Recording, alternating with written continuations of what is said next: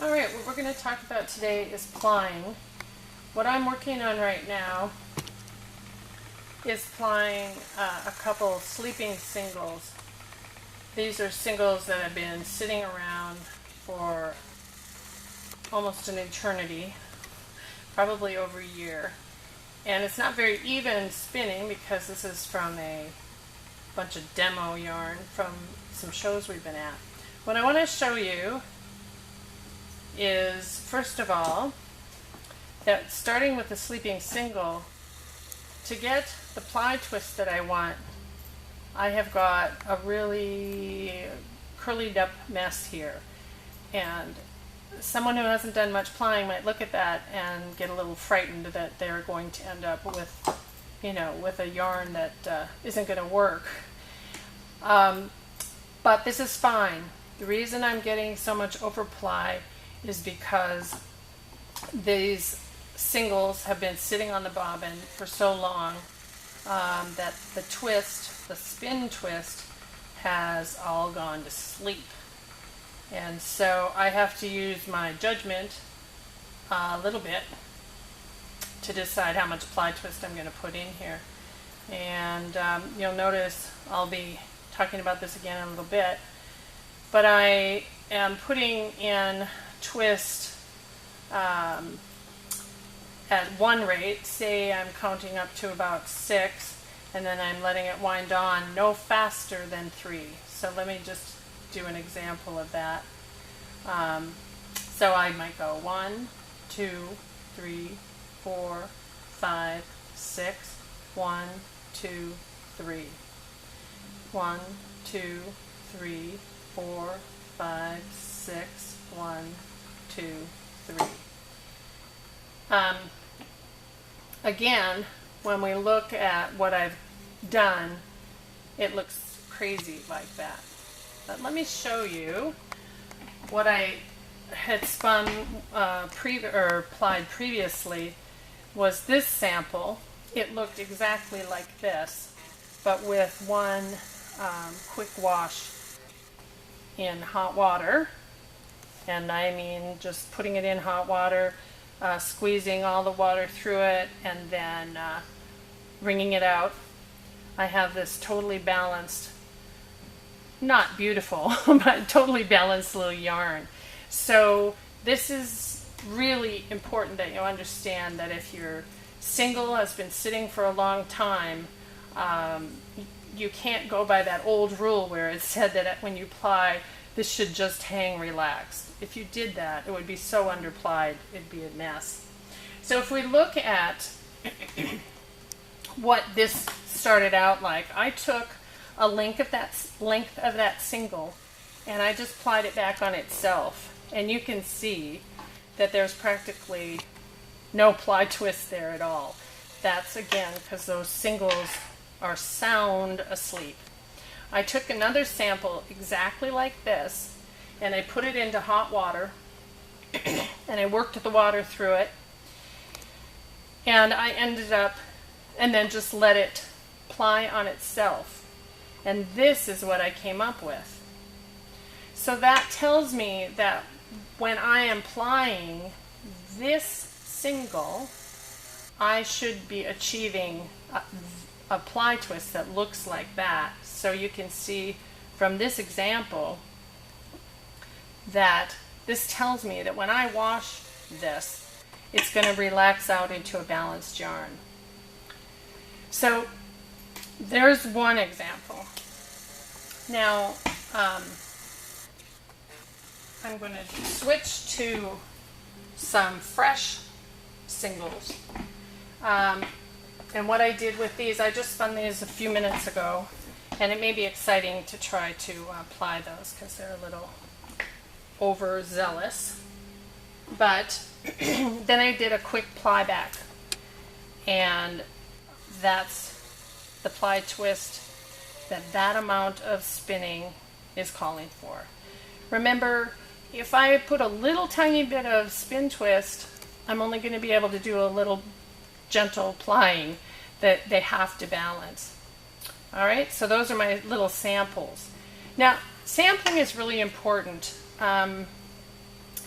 And I know that those of you who don't do gauge swatches for knitting are all rolling your eyes in the back of your head. But if you want to know what your yarn is going to be looking like, you need to do some sampling.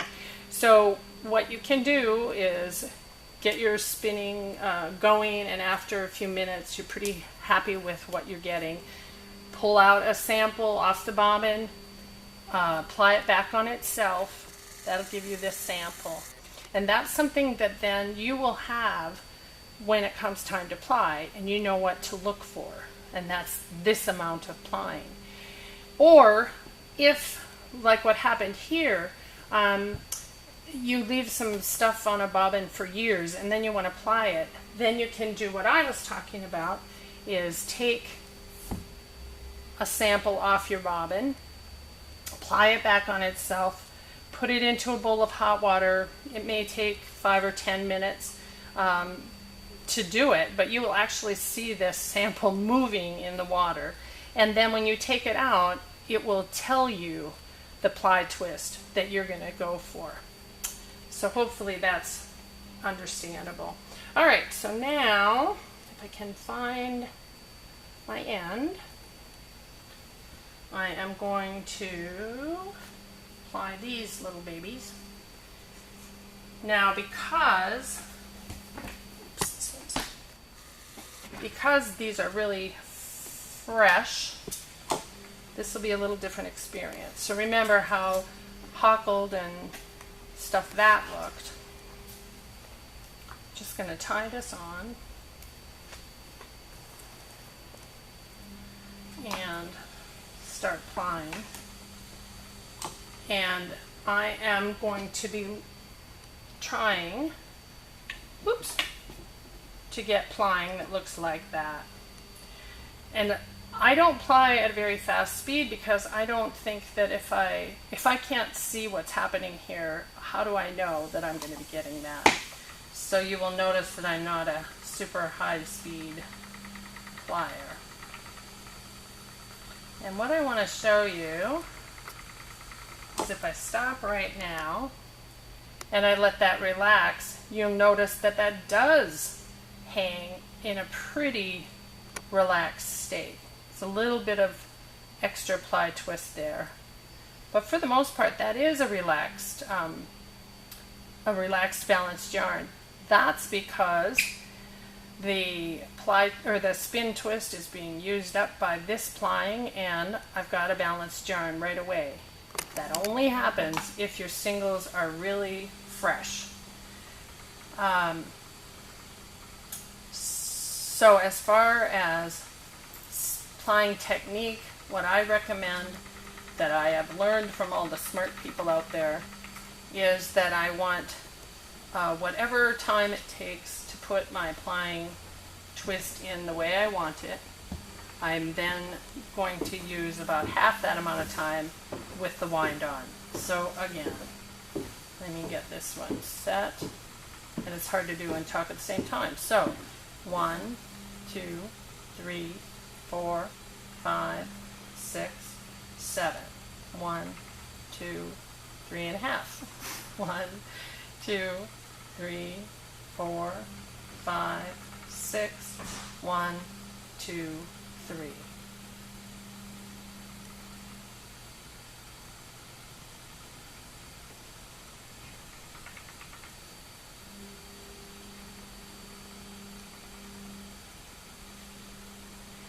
And what I understand from people who are a lot smarter than me is if I don't use that technique, but rather let it wind on really fast, putting the ply twist and then let it wind on pretty fast, you can see two things happen.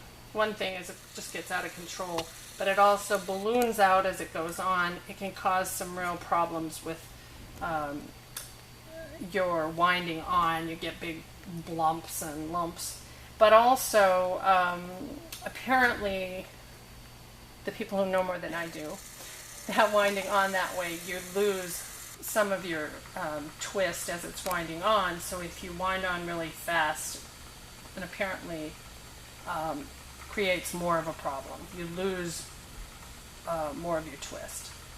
So those are the things that I think are important. Kind of controlling your plying slow enough that you can actually see what you're doing.